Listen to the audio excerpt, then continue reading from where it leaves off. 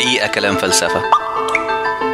الأنا اللي وصل لها ديكارت فكرة محدودة وبسيطة جدا، هي أنا المتكلم، شخصية جدا.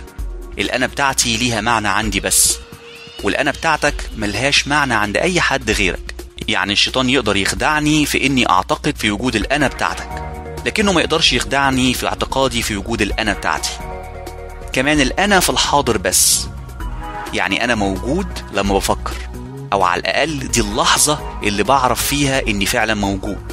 لكن اللحظة اللي ببطل فيها تفكير الأنا بتنعدم، وحقيقة وجودي بيكون فيها نوع من الشك.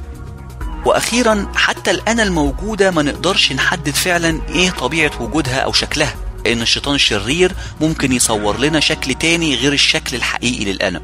فكرة ديكارت عن الأنا أو الشيء المفكر الموجود ببساطة هي لحظة من الإدراك الذاتي منفصلة عن أي شيء حتى ماضيك.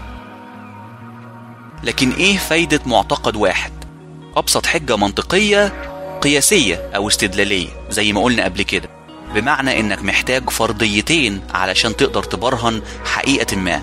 فمثلا كل الطيور لها جناحين، الحمام من الطيور، إذن الحمام عنده جناحين. رجعنا تاني لنفس المشكلة الأولى، أكيد مش هنقدر نوصل لأي نتيجة بحقيقة واحدة بس. لكن ديكارت ما كانش بيحاول يوصل للنوع ده من الاستنتاج من حقيقة اليقين الأول.